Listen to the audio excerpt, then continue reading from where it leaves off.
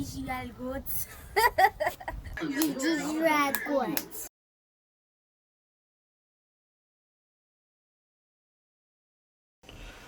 Okay, so we're here. So first start off, we'll just ask you, what's your name? My name is Monique O'Neal.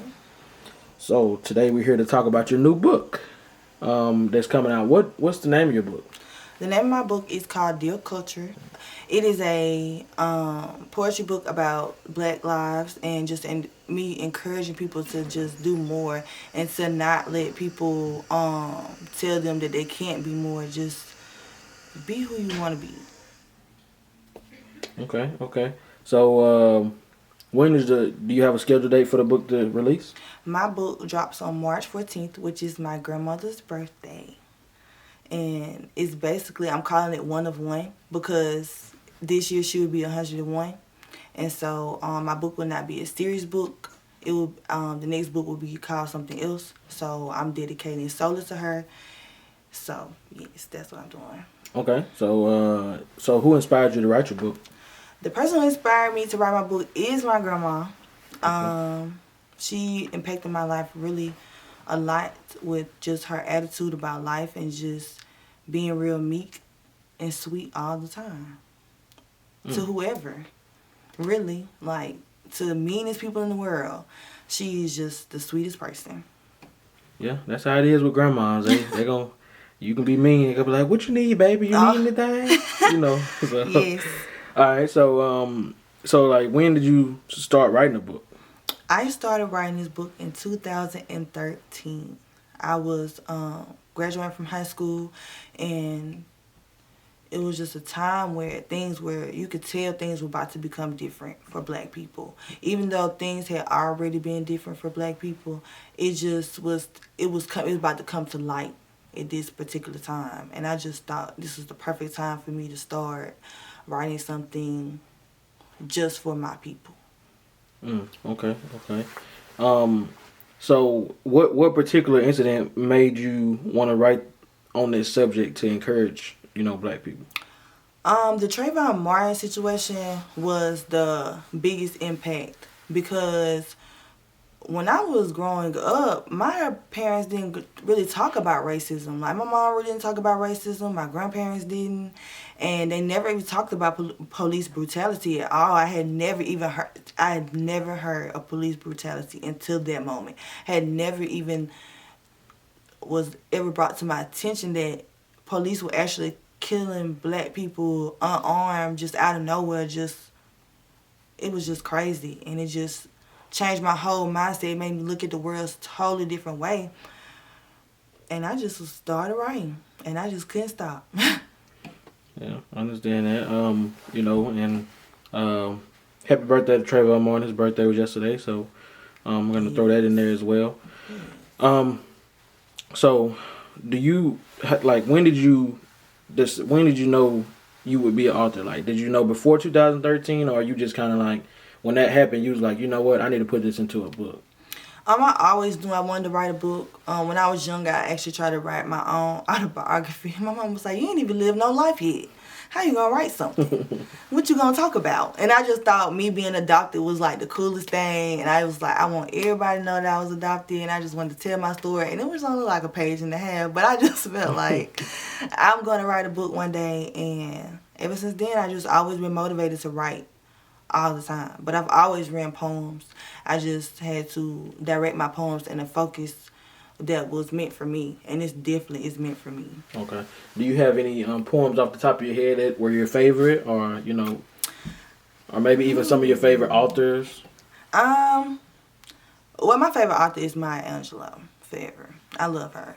I love everything about her. Her poems are just so deep and they just touch my soul every time I read them. I cannot think about the name of the poem right at the top of my head, the one that I really like, but I had to recite it once. Mm-hmm. But she's just a very strong poet that I really admire. Okay. So, um, is there a certain audience you want to connect with? Is it the younger audience, the older audience, Black people as a whole? What what is your target with that? I really would like to target everyone. I know it won't probably reach every audience that I would want to, but if it does, that would be great. But I definitely want to reach, like, definitely my age group, because I feel like we do, a lot of people my age do lack motivation to go out and to do the things that they really know they want to do. Because when you're younger, you have so many dreams and aspirations to be something, and then when you get older, you just like, it just kind of like keeps going down and down and down. Like, okay, I ain't gonna do that. Oh, I ain't gonna go to school because I don't want to do this. Oh, I don't want to pay that money. But, it's always an excuse behind why we don't want to complete something that we really want to complete. But I really, truly feel like if we could still have that kid-like mindset, just being so eager to get up and want to do and to go and to accomplish, then we could accomplish so much as a group of black people, because it would just blow people's mind that we just don't give up. Kids don't give up. So I feel like when you're become an adult, you should still take that along with you. Like, I'm not going to give up. Why would I give up? Because can't nobody really stop you but you. Right, right. That's true. So is there anything that you hope to gain from this book? The one thing that I really hope to gain is people's wokeness. And I say that lightly because a lot of people say, oh, I'm so woke. Oh, I definitely down for my people. But are you really woke? Can you really sit in front of a white person and be like, I don't like that white people are racist. I don't like that when the police pull me over, I feel like I'm about to start sweating bullets. And it's not any police, it's white police. A white police come up to my door and start shining his light in my window. I'm scared. Like, I'm nervous. I'm shaking. I'm shaking when I see the lights. Sometimes I'm shaking when I see the lights and they're not even behind me. Because I just have this fear that, okay, this could be me. This could be my moment. You know what I'm saying? Mm-hmm. And it shouldn't even feel that way. Mm-hmm. Sometimes I feel uncomfortable just sitting in a room full of white people because I don't know what they're saying. Not that I care about what people's thoughts are about me, but it's just, you don't never want to surround yourself with any negativity. And it's crazy because you just never know what type of negativity is being surrounded by you. And you never know if the energy is going to be positive. Mm-hmm. And I think that's my biggest thing, is just surrounding myself with so much positivity.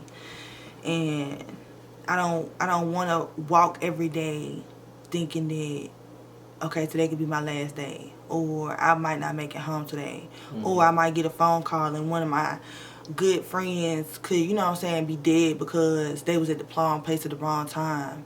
Mm-hmm. So it's just the mind. It's in my mind. I'm in my mind state. Gotcha. Okay, so I know you said this book is a 1-on-1. But do you plan on writing any more books? I know you mentioned that if you did write another one, it had a different topic, but is that something that you've already started towards writing another one, or are you just kind of brainstorming, or what? Right now, I am in a brainstorming phase of my next book, but I do have a kind of a solid foundation of where I want to go. I do want to keep my books in the topic of black people and just bringing more awareness to just our mental health and how we feel about things and expressing, how we feel on paper. Because for me, I really want to become more transparent with my words and just how I'm speaking, and just not going beating around the bush and just saying those people or them. Like, I really want to address the situation. If it's a white privilege situation, I'm going to say white privilege. If it's a situation of police brutality with a white man shooting a black boy, I'm going to say white man and black boy. I'm not going to say him. And I just want to be real direct when I'm speaking about situations like that, because I feel like people are so scared to speak up about, our fears. Mm-hmm. Like, it's okay to be fearful. I mean, of course we're not supposed to fear another man, but at the end of the day, if somebody waving a gun in your face and you can't do anything about it because they have the authority and you don't, that's not an equal playing field to me. Yeah. So, my next book will still be about basically what my first book about, probably a little more in-depth, probably have a little more, I want to have more of a dramatic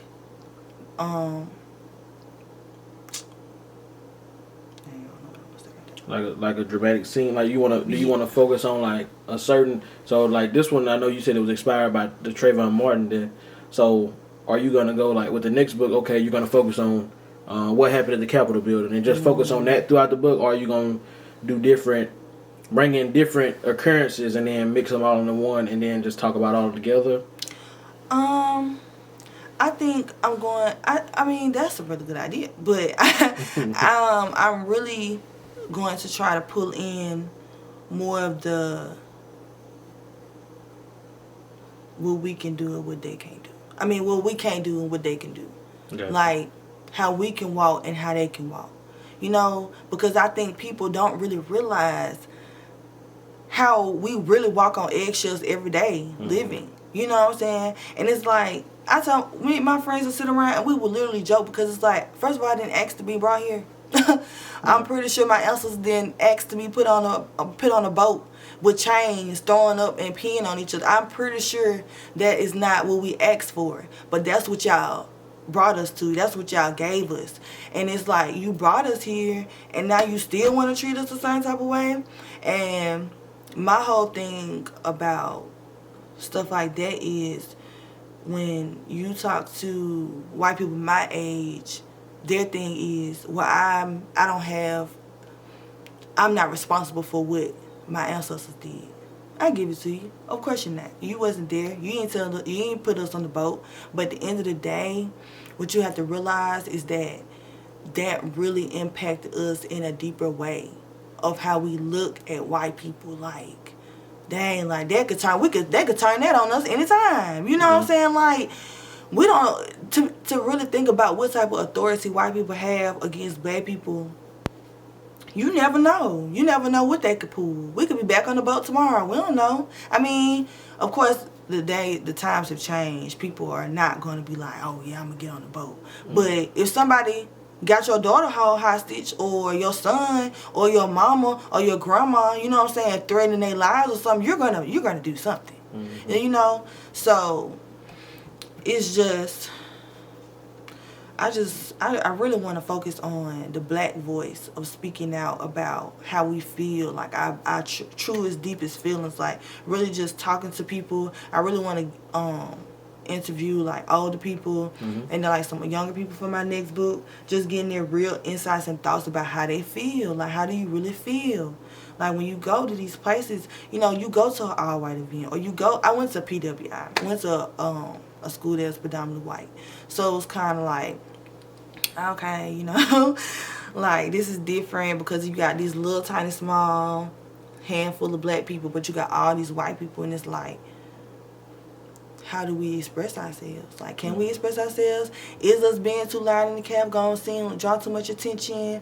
You know, is going to basketball games and wanting to cheer real loud and bring signs, is that too much? Like, it's always a constant think of, am I doing too much around these people? Instead of just being ourselves. You know, I think it just really takes away from us being ourselves and making us feel so uncomfortable. Right. Yeah, I definitely can understand that. So, what do you feel was the most difficult part about writing this book? Getting it finished. Finding a publisher. Like, I think that was the biggest thing. It wasn't more so putting words on the paper, because I could literally be watching a movie, or I could literally be riding in my car and just think about something that has happened. Like when that man was selling those CDs and then they just attacked him. Like, you know, when you think about things like that, like, I don't even want to stand outside the store. I don't even want to go anywhere, because anything can happen. Anybody could think you're doing something wrong. You might not even be doing anything wrong.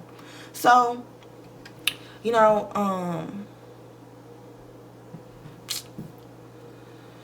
it wasn't writing the book that was difficult. It was more so publishing the book. But because every time I met people, they would ask me what I want to be, what was my plans, and I tell them about my book.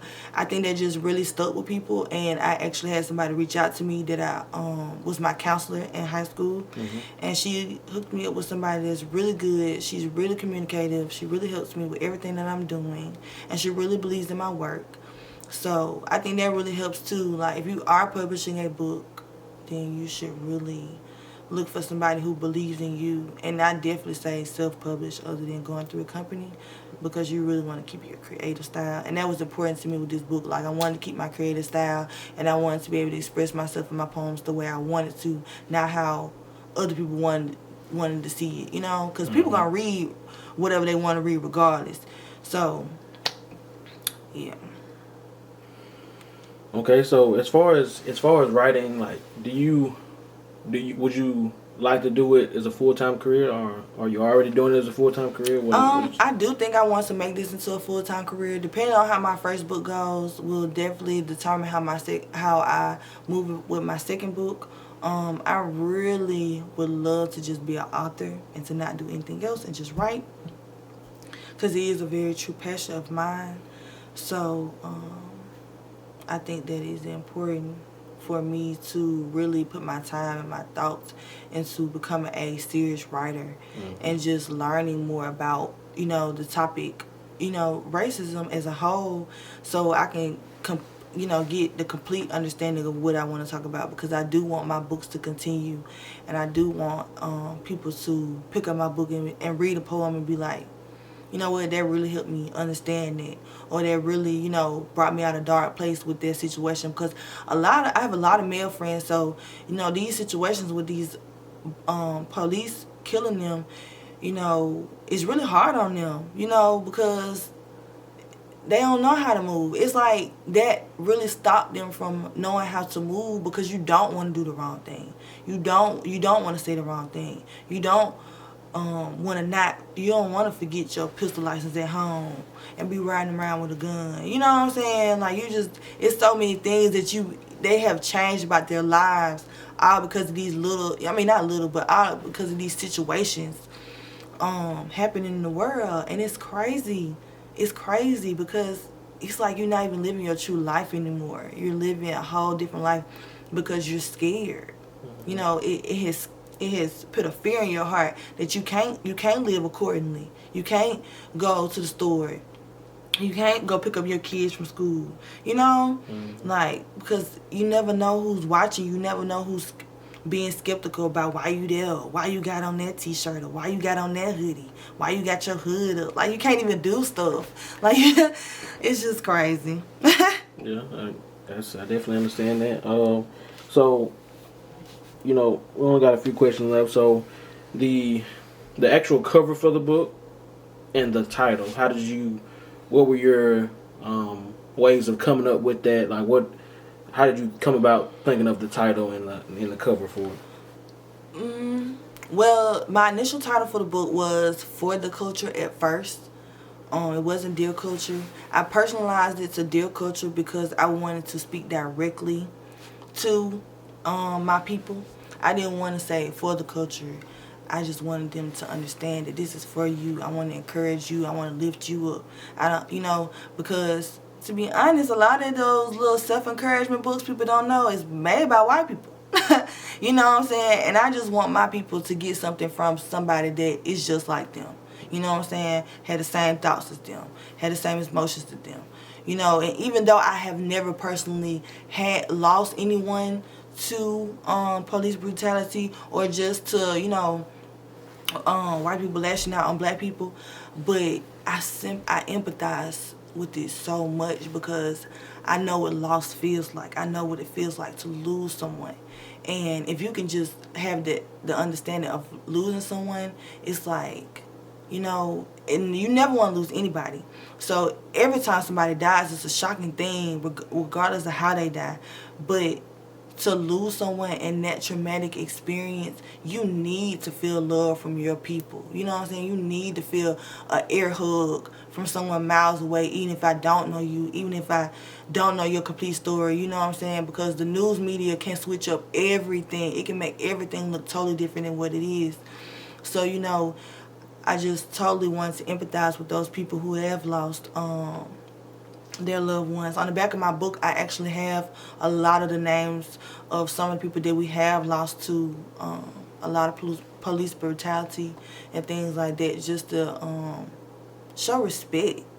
because those people, you know, they had lives to live. They had families and people who really cared about them. And, you know, and all of a sudden one day they was there and the next day they was gone. You know, and now we march through the streets on peaceful protests, you know. But at the end of the day, it's like, how many times have we done that since 2013 to now, though? You know, we have taken over the streets multiple times about the same situation. And it's like, we're being a dead horse. We have to do something more, which it has to start with us. So we have to do more. We have to take over. The front cover is actually something that I just did on the fly. I was with my graphic designer and I just drew a girl and I was like, hey, I want to put her on the front. I think she represents me well. So that's kind of just how I got the cover. And the bricks just really resemble just starting over, a fresh start, keep building. Because, you know, bricks do not burn. So I want people to understand how strong the foundation of the black person is, or black people, African Americans, or whatever. You know, just how strong our background, how much we went through, how much people put us through. Because not that we put ourselves in those predicaments. People put us there. People tortured us. People, you know, spit on us and called us names and made us feel lower than what we were. So now I feel like it's the perfect time for us to start back building brick by brick who we are, who we want to be, who we want our children to be, what type of legacy we want to leave behind. Because when it comes to footsteps, people don't want to follow footsteps that aren't steady. You know, building a stronger foundation for our people, so that when the next generation come along, they won't feel the blowback as hard as we are feeling right now. Because it's really disgusting. It's really disgusting out there. Yeah. So do you, okay, so quick question. Will your book, will it just be only a hard copy? Will it be audio book? Or will it will be both. I will have hard copies. It will be on Amazon and it will be an ebook. I'm trying to get it into like bookstores like Barnes and Nobles and things, but that's something me and my publisher are still working on. So hopefully, but I know for a fact it will be an ebook. I know for a fact that I will have hard copies. And I will probably be signing the first 100 copies of my book and handing it myself. So I'm very excited about that. Okay, that's good. I mean, that pretty much wraps up most of the questions that we have. If it's any places that people can follow you on social media, just let them know that. And then the only other thing after that is just tell the people watching what you lead them with a little note of what you want them to know. Or I am on social media. You can actually just follow me on Instagram. It's gonna be __ Queen Minnie, and Queen is spelled QVEEN, and Minnie is MINNIE. You can follow me on there. My page is open. It's not private, so I will start posting a little more about my book in the upcoming weeks. Also, I just want to leave y'all with, stay encouraged. Don't let one downfall make all your moves the same. Always switch it up. Always become different. Don't let anybody tell you who you're going to be. You tell yourself who you're going to be. And when you read my book, I hope that you're very encouraged to go out and just do what God put you on this earth to do. Don't go out there and do what people tell you who you're supposed to be and how you're supposed to go about your day. Like, you can go about your day however you want to go about your day. You can live your life however you want to live your life, as long as you're living it to the best of your abilities. And as long as it's pleasing to God, you don't have any worries. So, you know, don't let people tell you that you ain't going to be something, because then you ain't going to be. So that's all I really want to leave y'all with, is just stay encouraged, stay uplifted, and love yourself, because ain't nobody else going to love you more than you.